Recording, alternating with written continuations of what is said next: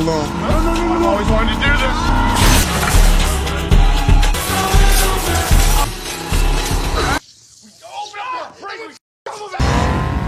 What are we, samurai?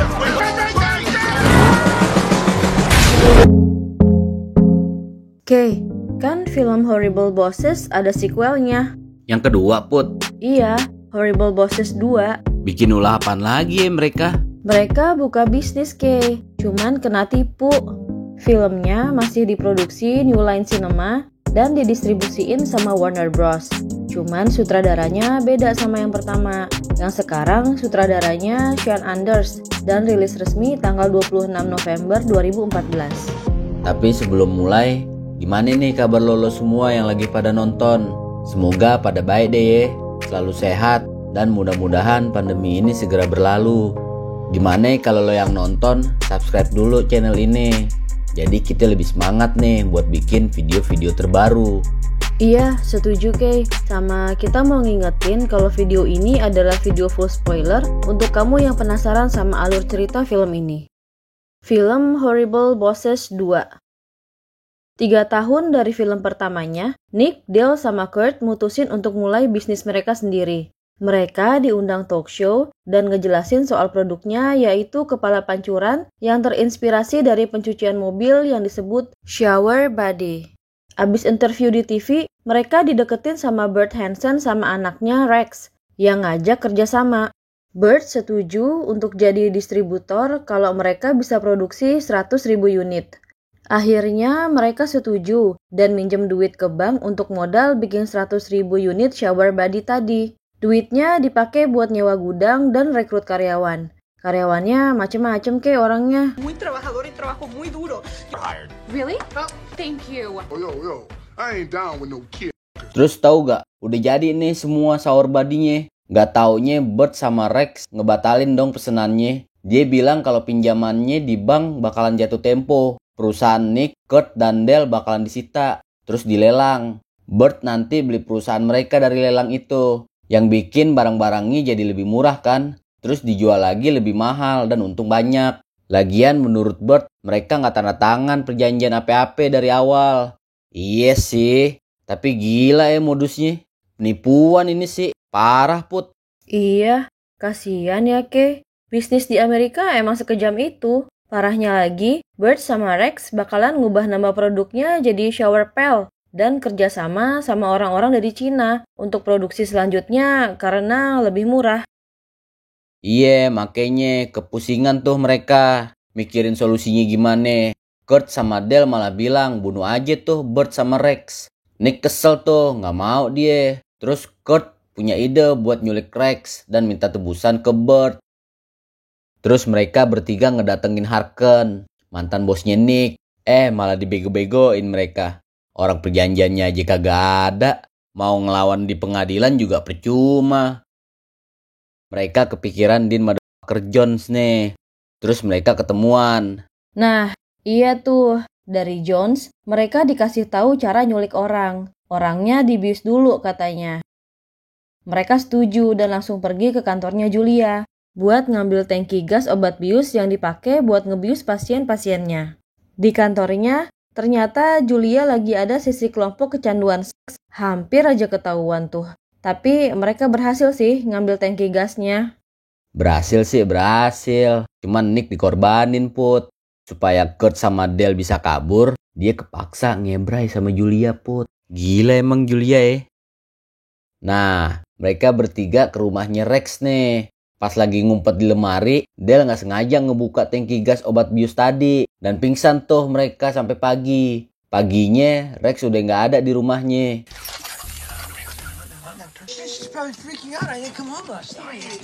Let's go. 50-50 chance, you know? 50-50 chance he was here. Mereka balik tuh ke gudang. Gak taunya Rex udah ada di dalam mobil mereka. Di situ Rex bilang kalau dia mau bikin penculikan dirinya sendiri karena hubungan sama ayahnya nggak bagus. Awalnya Nick, Kurt, sama Dale nggak mau, tapi Rex bikin seolah-olah dia diculik di gudang itu dan mau nelpon polisi. Ya udah, mau nggak mau deh mereka setuju sama rencananya Rex. Broken. Then You assaulted me. Oh, and then you beat me. Mereka berempat jalan tuh buat nyari telepon umum terus nelpon Bert. Bert nerima teleponnya dan percaya kalau Rex diculik. Pas balik ke gudang, udah ada polisi di sana yang meriksa Nick, Dale, dan Kurt karena keterlibatan mereka sama Bert dan Rex. Nyelidikin juga soal penculikan Rex. Di dalam gudang, Rex sedih karena tadi pas nelpon kan mereka bilang jangan kasih tahu polisi. Tapi ayahnya malah nelpon polisi. Rex ngerasa Bert lebih peduli sama duit dibandingin anaknya sendiri. Mereka berempat akhirnya bikin rencana nih. Rex diikat, terus mereka nelpon Bert pakai telepon yang gak bisa dilacak. Sementara Bert udah kerja sama nih sama polisi buat nangkep penculik Rex. Mereka janjian di parkiran basement. Sebelum mereka pergi, Julia tiba-tiba datang ke kamar hotel mereka dan minta Dale buat ngebrai sama dia. Buset dah nih bos. Kalau Dale nggak mau, Julia bakal ngelaporin mereka kalau mereka udah ngebobol kantornya Julia. Cuman bininya Dale tiba-tiba datang juga ke kamar hotel. Dikiranya Dale selingkuh. Langsung pergi lagi tuh bininya. Dale akhirnya berhasil ngunci Julia di kamar mandi dan mereka langsung keluar hotel. Di parkiran basement, Bert ditembak sama Rex. Oh my God. Karena abis ngeliat ayahnya yang gak peduli sama dia, Rex mutusin ngebunuh Bert untuk nguasain bisnis keluarga dan ngejebak Nick, Kurt, sama Dale. Rex minta tukeran celana nih sama Kurt karena di celananya Rex ada darahnya Bert. Terus Rex langsung pergi dari situ. Waktu polisi ngejar ke parkiran, Jones datang dan coba bantuin mereka. Nih, ada-ada aja Kay. Mereka tuh udah lolos sebenarnya dari polisi pas mereka berhasil ngelewatin palang pintu kereta. Tapi mereka malah nungguin polisinya ngejar lagi coba.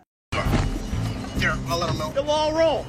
What the f*** are these assholes doing? There's a lot of freedom.